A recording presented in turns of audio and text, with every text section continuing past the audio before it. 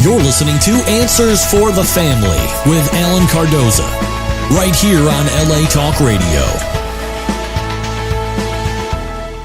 Greetings to all of you listening around the world, and a warm welcome as we bring you another edition of the Answers for the Family radio show. I'm your host, Alan Cardoza, and if you're a regular listener, thank you for joining us once again. If this is your first time, please make yourself at home as we bring you Answers for the Family. Now, each week, this show will address issues such as locating a runaway teen, family crisis intervention, building self-esteem, dealing with addictions, lasting health, and so much more. Now, having over 30 years' experience working with families in crisis, I've been fortunate to meet and work with some of the top professionals in many of the helping fields and skilled authors who are working to make this world a better place for all of us. Now, you can all do me a big favor. Please check out some of our past shows at answersforthefamily.com to hear some informative and entertaining guests, as well as some dynamic co-hosts as they discuss ways for you and your loved ones to be happier, healthier, and more at peace. Now, I'm also looking for some show ambassadors who will forward at least one of our shows to your social media group or someone you know who can benefit from a particular show. And I want you to know I truly appreciate it. And this is just another way that we together can make a positive difference in the lives of others. And I guarantee you, after you listen to this show, you are going to want to share with it. So, with us, as usual, is my incredible co-host, international speaker, author, and kindness expert, Gabriella Von Ray. And the question that's on many of our listeners' lips are, Gabriella, where in the world are you? Thanks, Alan. I am still in France because I am dealing, like I said last week, with a family member who is getting a lot older. So I'm in the south of France, and later this week I will be moving to Brittany, which is also part of France, on the other side. That's on the west coast here. So now share for those that this might be their first time, share with them a little bit about the kindness tour and the kindness movement. Absolutely. So the kindness movement is actually born out of the simplicity that we live in a world where we really need kindness. And when we say kindness, I do not mean at all the kindness that makes you maybe smile and say, oh, that doesn't exist. I'm talking about daring to be kind. That's why we call it the Dare to be Kind movement, because when it comes to really wanting to help another person and giving them your time and your effort, that takes a lot of daring. And unfortunately, often we do not do that anymore. You know, Alan, in what kind of incredible fast-paced world we live, and it's always running, and we don't take care to stop for the ones we love. And we definitely don't take care for the ones that are total strangers on our path. So this movement says that if we are kind and if we take the steps to put kindness in our daily lives, that we believe that we create safer communities. And the kindness has such incredible ripple effect. Just to give you a slight little anecdote, I brought back a rental car yesterday, and my American credit card wouldn't work on Sunday to fill up the gas like you have to. And so I left the gas half full, and I apologized profusely. And someone said, "Are you the young lady with the sick father?" And I went, "Yes." And they said, "It's free. It's on us." Wow. See, that was totally out of the blue. Someone had written something apparently in my rent file of the car, and so they didn't charge me an arm and a leg. They just charged me a little toe, and I was smiling. You know, it really makes your day. Yes, because absolutely. It's something so beautiful. I was more encouraged, Alan. I just felt good, you know? Yep. And the thing is, and something you touched on that I think is so important, is we're talking about authentic kindness. Yeah. Yes, that's the absolutely. key. And to me, that's one of the things I love about you. You're one of the most authentic people I've ever met, and I'm just so glad that you're out there. And again, for those that don't know, Gabriella has dedicated 2 years of her life to travel around and spread kindness. So if you are near where she's at, or anywhere in along the path that she's going to be on, get in touch. Go to the website. It's Dare to Be Kind movement. Okay. We would love for you to do that. We're so accessible. We're everywhere. I have 1 week delay because I was supposed to be in flight today.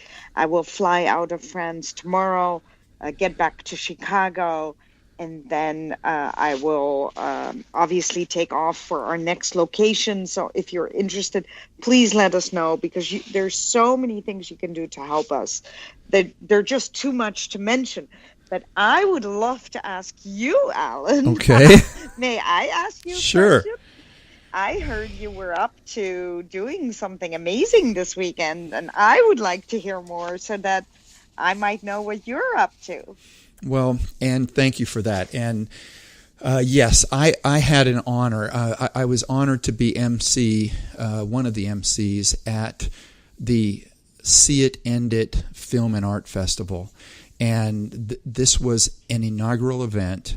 It was a 2-day education and awareness event through film and arts that was highlighting the dangers of human trafficking.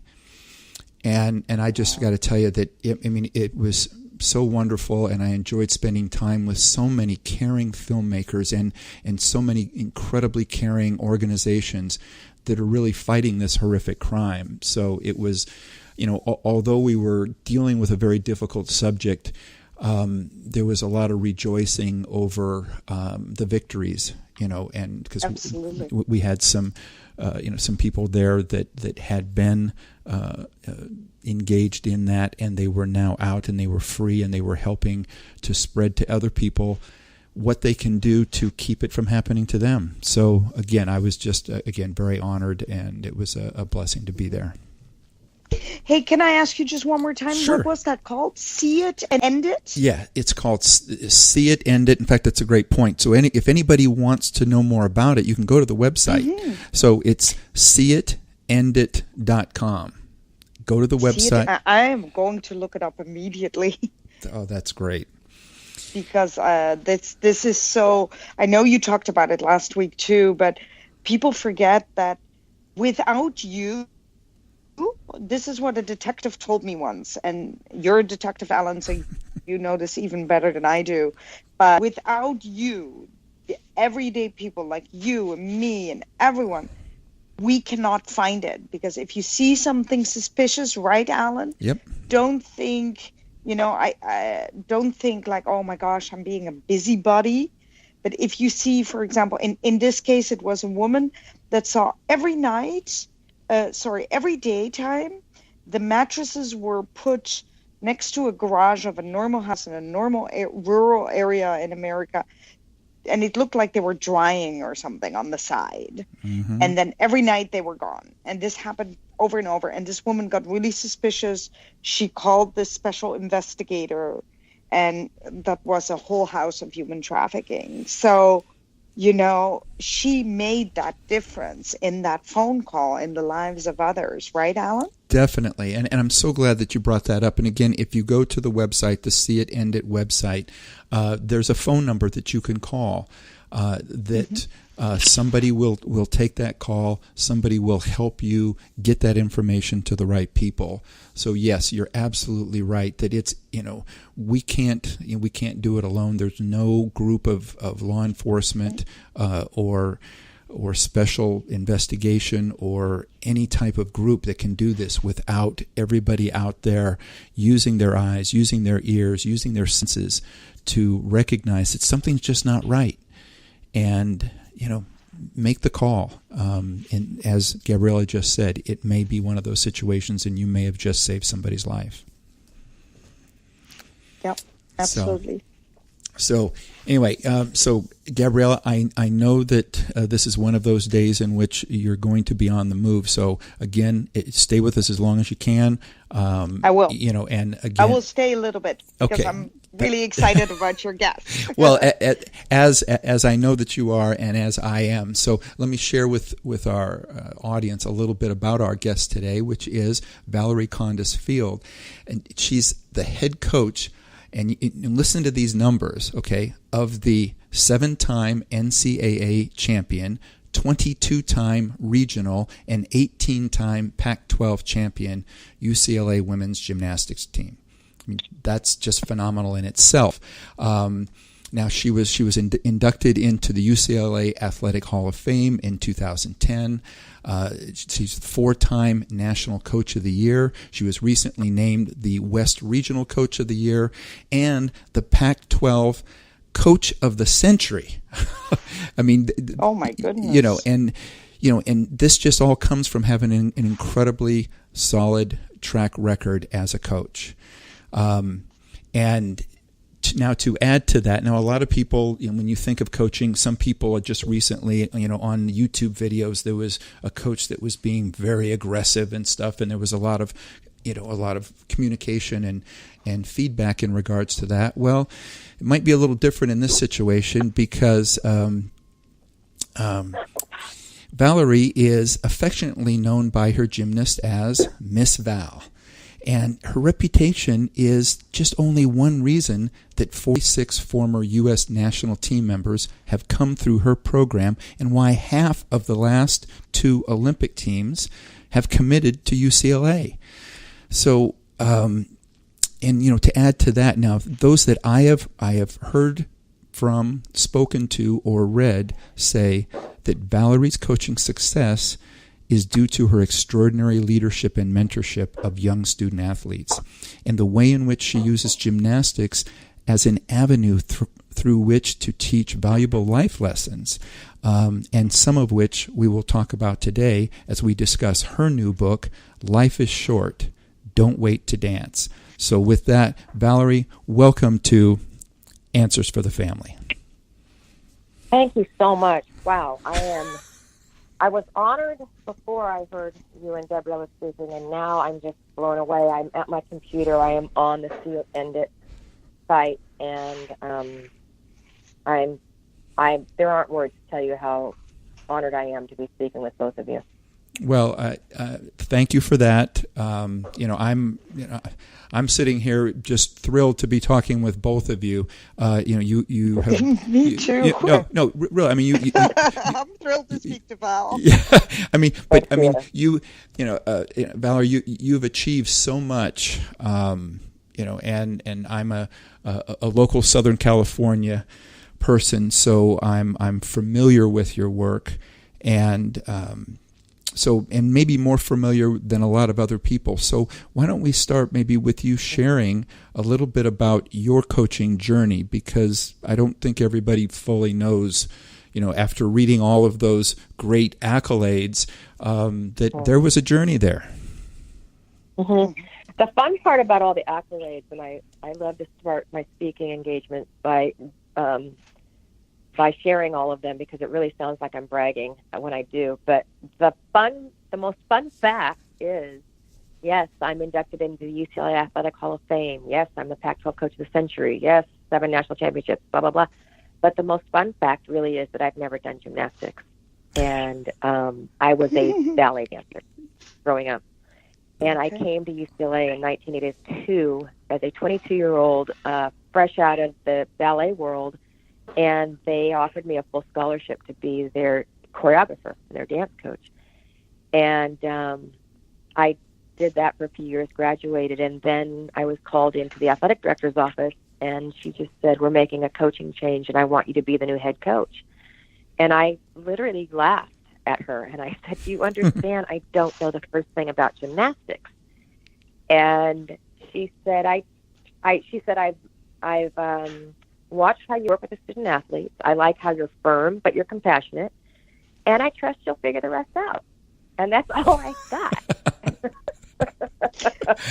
In other words, wing it. But may I figure it out?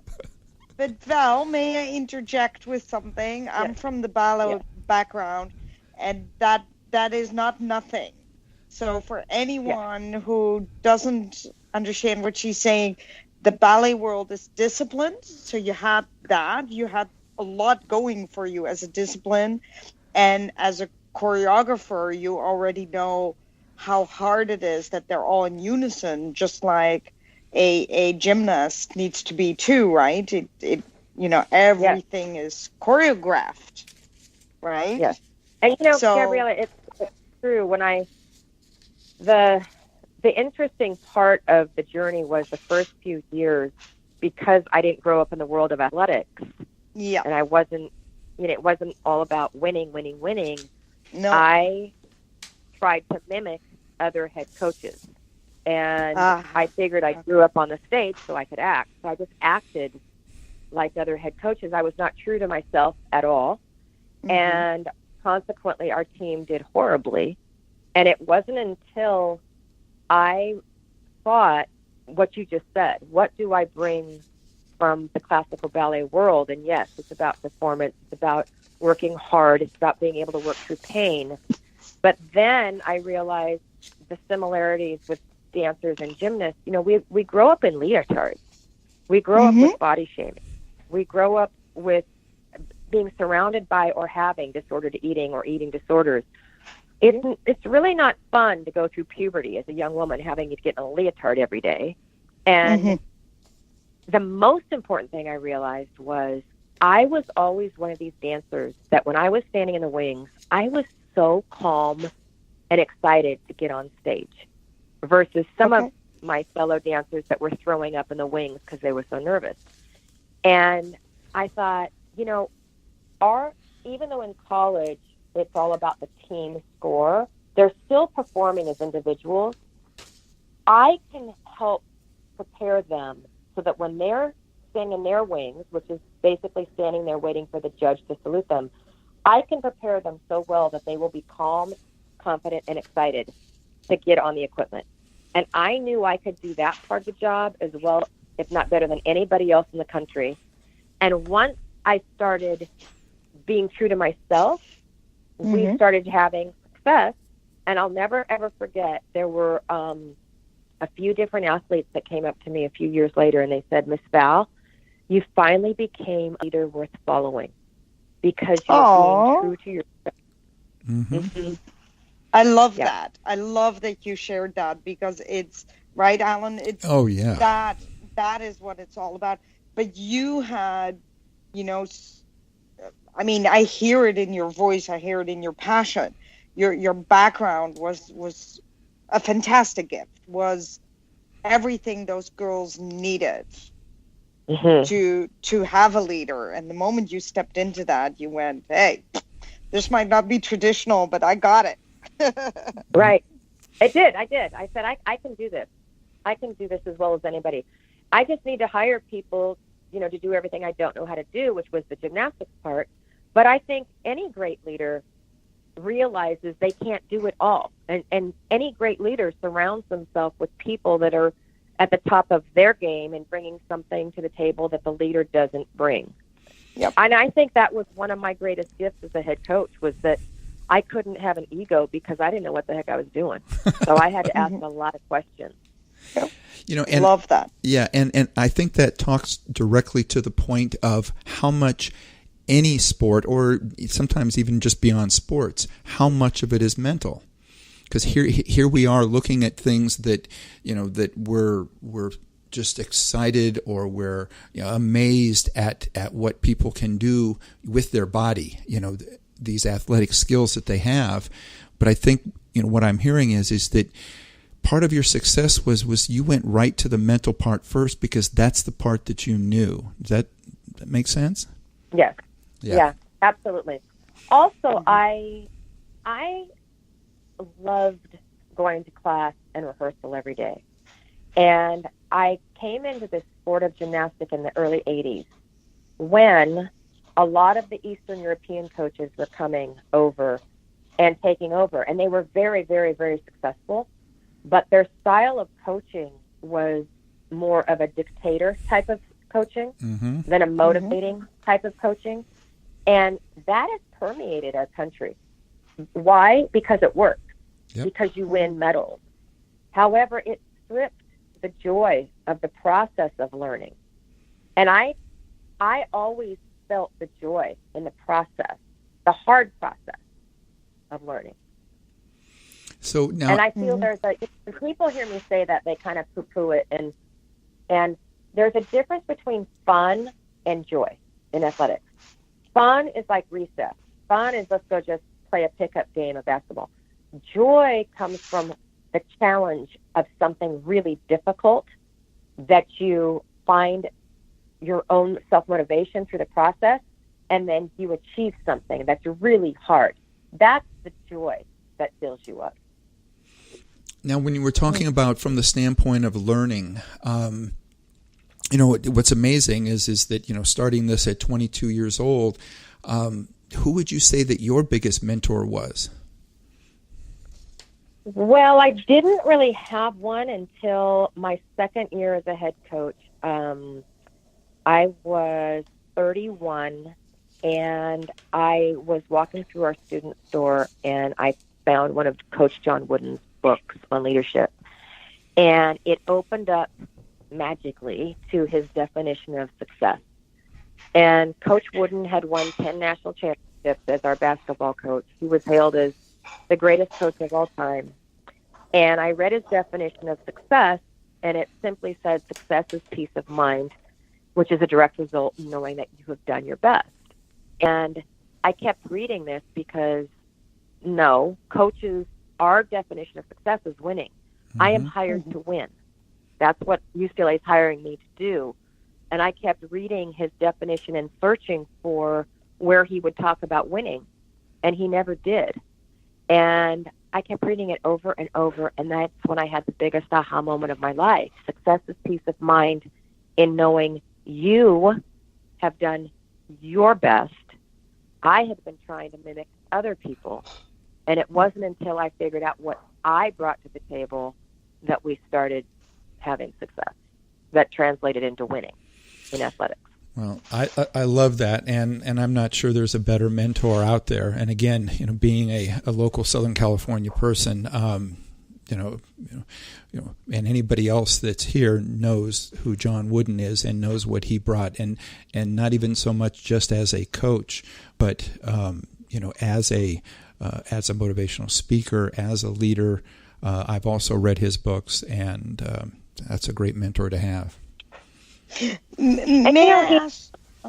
Sorry, yes. Go ahead. No, go ahead. Beth. No, go ahead. No, I just wanted to ask. Gabriella, go ahead.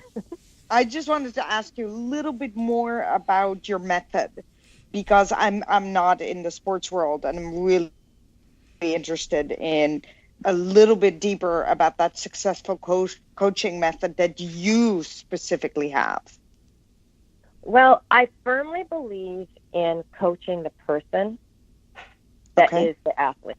And too many coaches, even at young ages, coaching young children, they only focus on the athletics part, the skills, the X's and O's, all of that. They don't focus on them as a human being.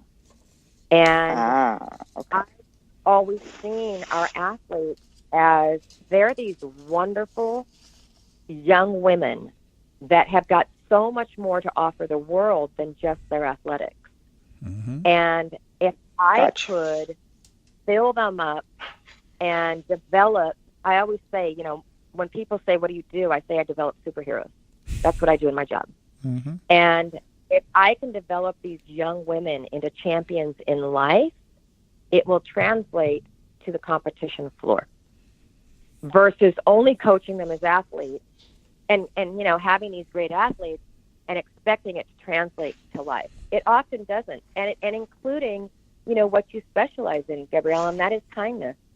Yep. And I noticed with our team, we had a few weeks ago, we were on the road, and I just saw these cracks in our foundation. And we didn't have a great meet. We did not compete brilliantly. We were okay, but we were not at our best.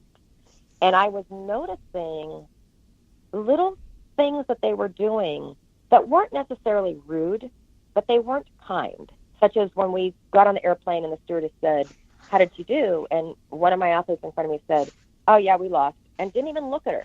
Did not look her in the eye, just kind of dismissed her. And there were about 4 or 5 things like that happened. And we had a meeting as soon as we got back, and I said, Bruins, we have cracks in our foundation, and it's translating to our gymnastics. And it has to do with kindness and courtesy and civility. And there is never, ever an excuse in life to not be kind. Ever. And they got it. They flipped it. We just got back from the Pac-12 championships and did really well in that meet. And in the press conference, they were asking, I was there with 2 of our athletes, and they asked them, you guys were just on fire tonight. And one of them, Caitlin Ohashi, the young woman who's gone viral so many times, she said, we just had a few meetings this week where Miss Val, put the mirror up to us and showed us that our culture is not as strong as it should be with respect to being great human beings. And she says, we take such pride in being really great people that is what you see on the competition floor. Absolutely. And do you feel, talk about kind there for a second, do you feel that the disrespect also came a little bit because they put so much pressure on themselves without, giving that the kindness to self at the same time, so that there is this deflation when they're flying back and they go, we didn't make it, and are they particularly hard on themselves instead of being kind? I do feel it's that, because we are the reigning national champions and there's all this media hype on us. I know that a big part of it was fatigue, because we were heading into finals. Okay. And you could see the emotional fatigue on them, which is another reason why we may not have competed as well. But once again, I don't care. When someone says something to you, you look them in the eye and you respond with kindness and respect, Absolutely. I love that you said that. Yes. Yeah. Well, that is my new plight in life right now, that I just feel like we need to change the culture in athletics in our country, and not just in gymnastics, but I really feel that as Coach Wooden helped me define my success, I feel like we, parents and coaches, we need to restructure the definition of success. It can't be about winning, because winning doesn't include the process, the day-to-day process of feeling good about yourself. And when you have a young son or daughter who's in a sport, they may not be the most gifted in that sport, but that's okay. As long as they're learning really tough life lessons through the sport, that's what it's all about. Otherwise, it's only, if you don't believe in that, then the only reason you want to be in sports is for bragging rights. And to me, that's very shallow. Yeah, I couldn't agree more. You know what? We're going to take a break. For everybody that's listening, I am so honored to be talking with Valorie Kondos Field and Gabriella Von Ray. Gabriella is going to have to leave us. If you heard earlier, she's in France and she's about to catch a flight. But stay with us. When we come back, we're going to talk a little bit about Valerie's new book, because that's one of the things that we're going to take what she's talking about, what she's doing in sports, and it really applies to our whole life. And that's the thing. So when we're talking about right now about being kind in sports and changing the way that we look at it, changing the culture, we need to do that across the board. I mean, we could pick almost anything. It could be politics, it could be anything. We need to be focusing in this direction. So when we come back, we're going to talk about the book and how a lot of this applies to our life. So stay with us. You're listening to Answers for the Family. Founded over 30 years ago to meet the needs of families in crisis, West Shield has continually focused on resolving issues that negatively impact families and businesses. Our signature therapeutic transportation service helps to ensure that adolescents in crisis are safely transported to specialized schools, programs, and treatment centers with unsurpassed experience and success. We are supported by our full-service licensed investigation agency that has legally, professionally, and compassionately located hundreds of runaways and teens. We are experienced and qualified to help, offering solutions which may include referrals to our international network of top professionals in the fields of educational consulting, psychology, psychiatry, and investigations. Simply put, West Shield Adolescent Services and West Shield Investigations are the best solutions when your family is facing a personal crisis. Call 1-800-899-8585, 24 hours a day, 7 days a week. That's 1-800-899-8585, or visit our website at westshield.com. Thank you. And we're back. You're listening to Answers for the Family. I have on the show Valorie Kondos Field, and we're going to talk a little bit about her new book, Life is Short, Don't Wait to Dance. So with that, Valorie, tell us a little bit about the book and what inspired you to write this. Thank you. The book, I was doing a lot of speaking engagements the last few years, and every time I finished, I would get questions about where can I buy your book, and I didn't have a book. And the reason why I didn't feel I should write a book was because I'm a voracious reader, and I felt like anything that is truthful has already been said for the last how many of thousands of years. I didn't feel like I had anything new to say that was of value. And finally, one of my friends said, you're right. If it's truthful, it has been said over and over and over again, but we need people in our generation to put it in our vernacular that will resonate with us. And so I said, okay, I'll write a book. And I wrote the book, and it's about how a ballet dancer choreographer became one of the winningest athletic coaches in the country, and how I figured out how to do that. And as I mentioned earlier on your show, I have done things very non-traditionally because I was a ballet dancer. I've never been a gymnast, and I figured things out. And a few months before it was going to publication, I told my co-author, I said, I can't publish this book. And he said, why not? And I said, because people are going to think they're going to glean all of this athletic information from the 7-time national championship coach, and they're going to read the book and they're going to realize I'm a total whack job. And he looked at me very seriously, and he said, Miss Val, you are a whack job. That's why you have to write the book, because you give all of us permission just to be ourselves. I said, okay, I'll write the book. So... Well, share a little bit about what when you decided to name this. I mean, there's so many things, directions you could have gone. Why did you decide to go with the "Don't Wait to Dance" part? I think because it was a common thread throughout the whole book, and through the book, I talk about the metaphor of dance is anything that makes your heart sing. And it also hit me when I was writing the parts of the book about Coach Wooden.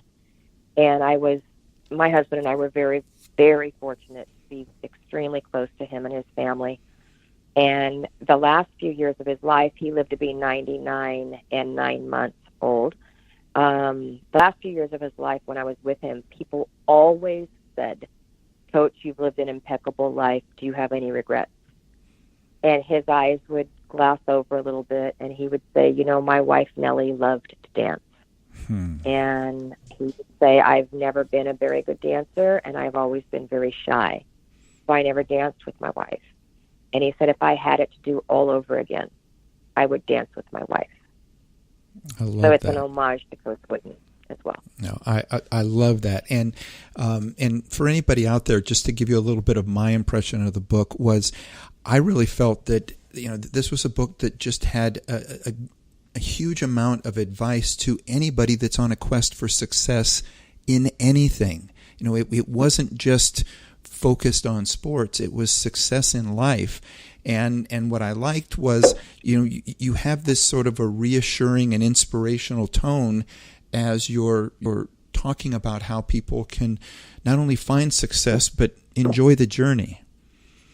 So well, absolutely, and you know, in every chapter there's a little very simple to explain and simple to understand nugget, such as I don't believe in the concept of perfection. Perfection doesn't exist. And there are a lot of coaches that say perfect practice makes perfect.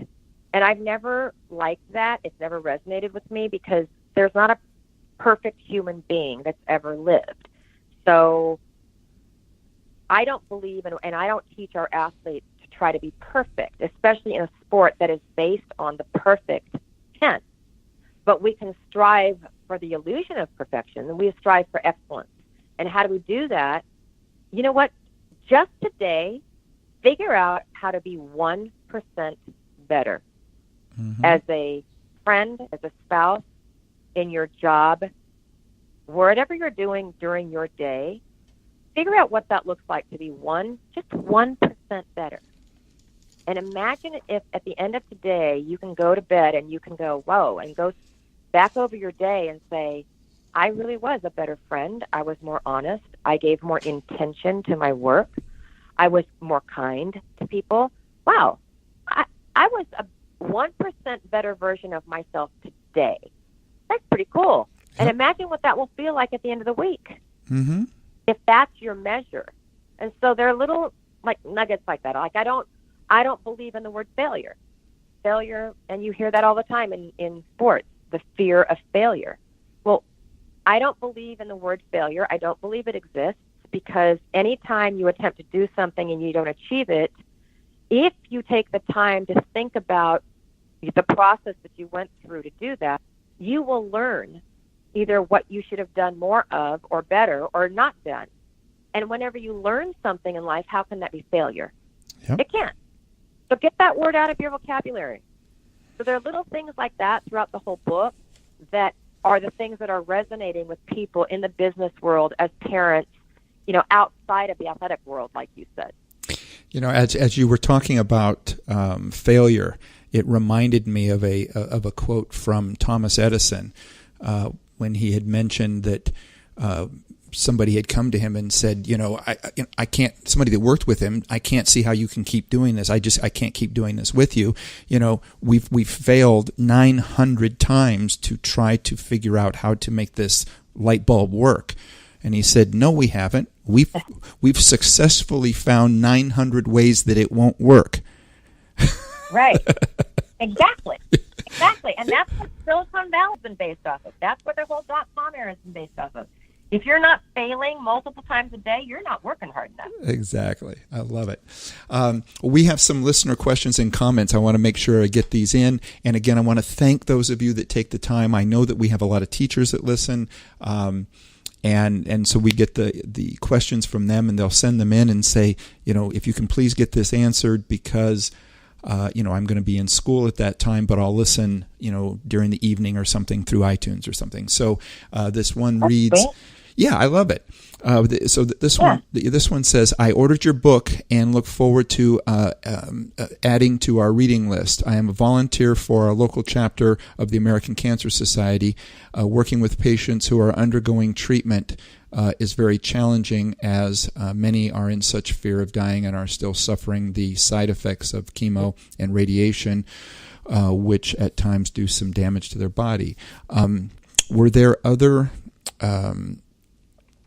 regimes that helped you, and if so, are they in your book, or do you have resources or any recommendations? And this is from Virginia in California. Virginia, thank you for the question. I think that you get to an age in life where either you are hit by a horrible disease like cancer, or your family is, or somebody very close. But none of us are immune to this. And my story is in the book. It's towards the end of the book. And when I got the call that I had a very aggressive type of breast cancer and had to get in to see the doctor immediately, as soon as I hung up the phone, I heard very clearly, be anxious for nothing and grateful for all things. And listeners, if I don't know what your faith is, but whether you believe in cosmic energy or universal energy or the universe speaking to me or whatever it was, I felt that this was God speaking to me. And then I went home and I told my husband that I had breast cancer. And I told him that I had heard very clearly, be anxious for nothing and grateful for all things. And he said to me, that's from the Bible. Well, I had not read the Bible. And I went over to the Bible and I looked it up. And sure enough, it was in Philippians 4, and my world stopped because I heard this before I ever read it. And I knew it was a commandment.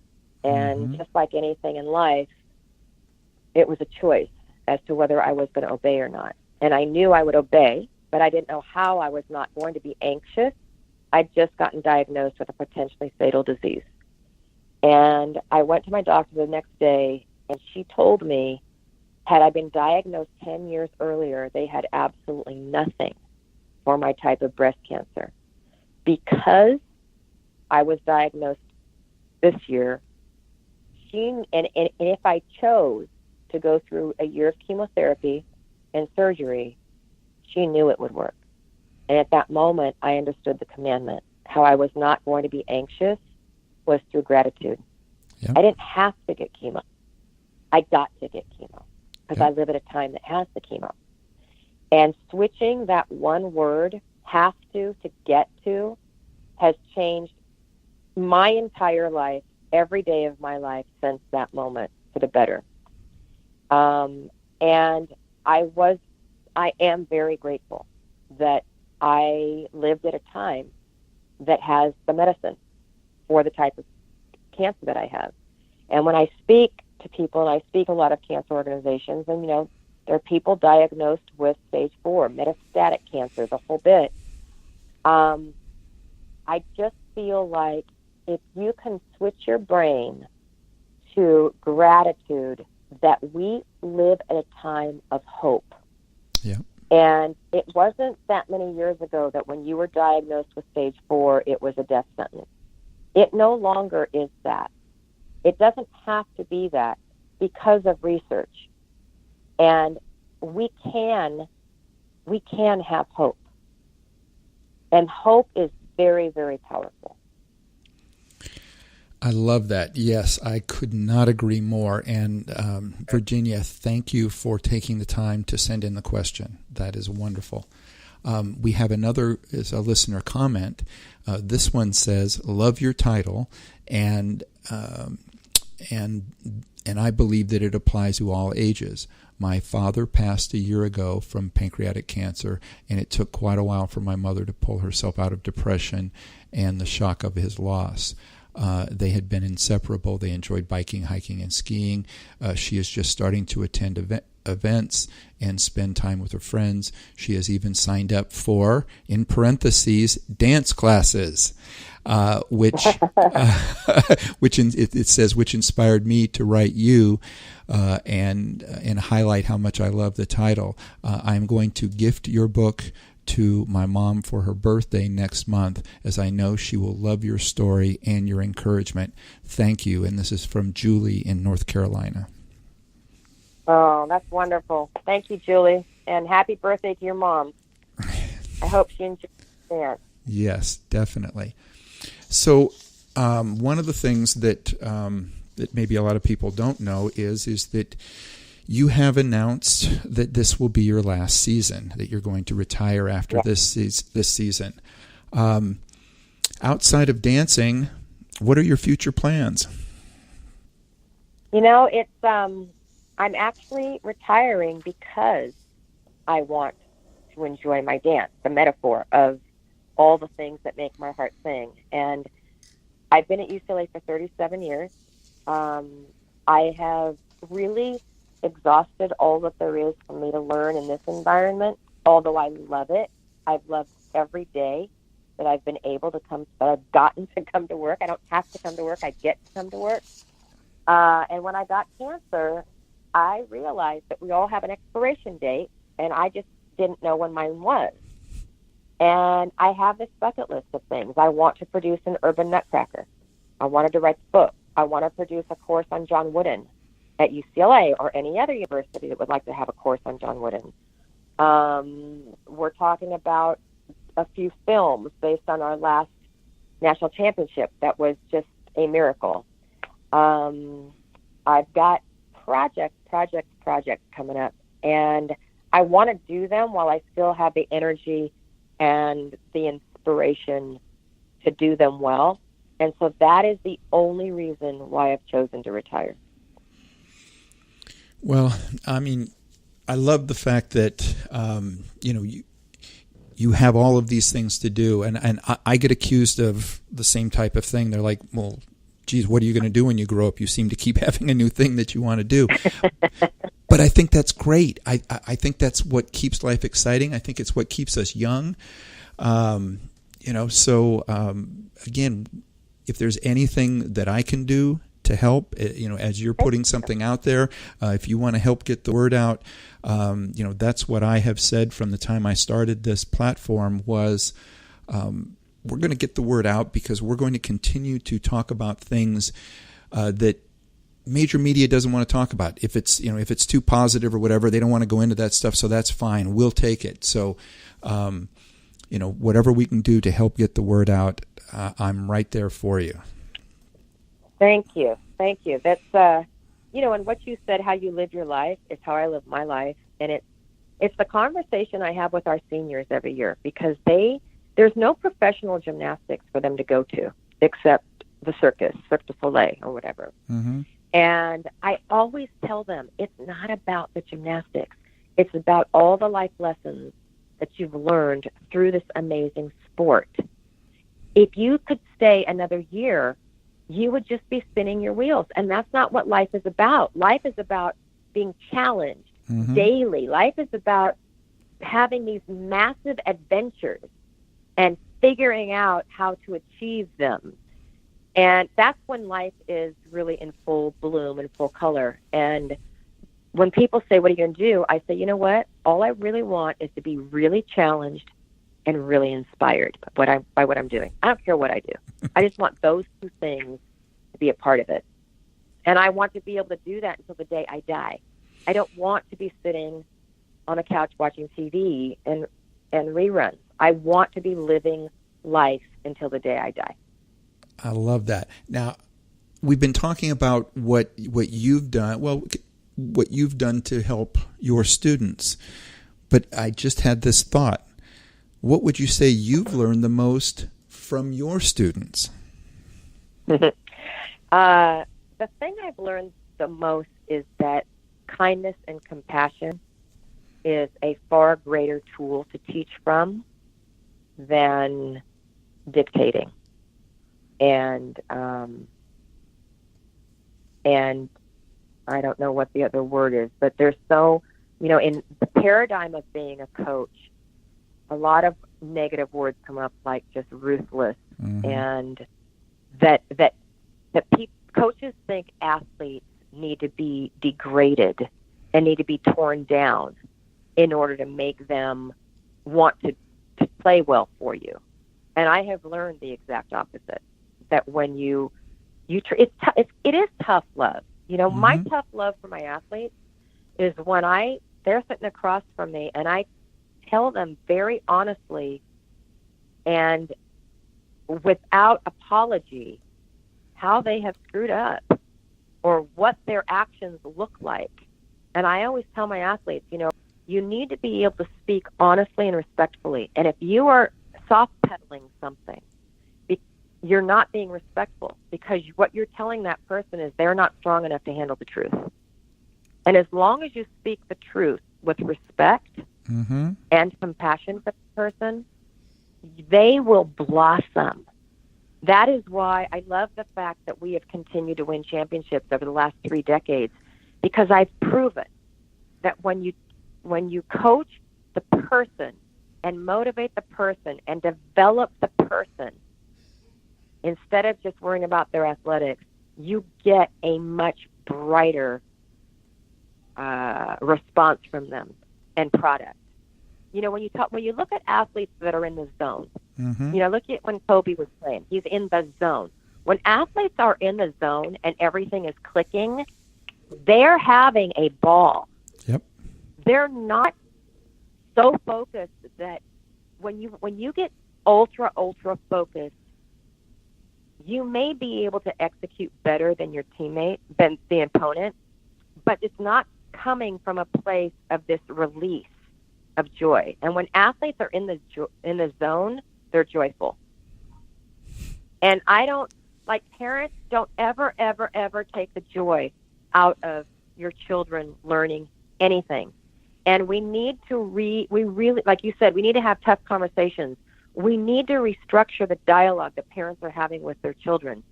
Don't ask them how many points they scored. Ask them, did you work hard at the things you don't like to do? Don't ask them, did they beat so-and-so? Ask them, how are you respectful to your teammates today? And then have a safe space. Once you get home, there's no talking about gymnastics or your sport. And if they want to get up, it's one thing, but you don't bring it up. You let your children know you love them as people, and their athletics is just a part of it. Well, the book is called Life is Short, Don't Wait to Dance. The author is Valorie Kondos Field. Valorie, I just really want to acknowledge you and thank you not only for coming on the show, but for everything that you're doing, because I'm a believer that what we do with the younger generation is passed on. You've now been doing this now for over 30 years, so you have put a lot of people out there that I see as this, this giant, pyramid going in the right direction of positive kindness and people that are looking at their life in a different way. So thank you for that. Thank you so much. I really appreciate it. And I appreciate all the great work you're doing and taking that risk of being courageous and talking about things that people don't want to talk about. Well, thank you for that.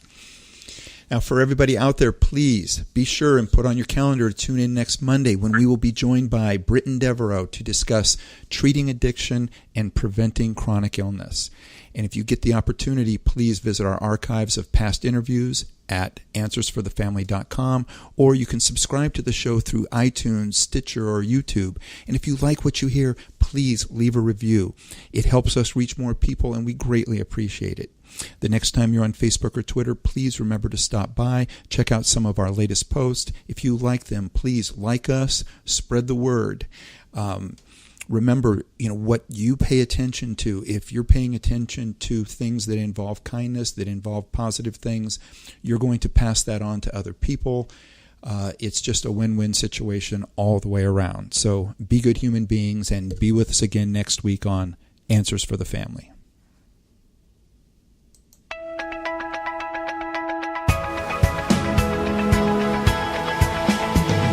You're listening to Answers for the Family with Alan Cardoza, right here on LA Talk Radio.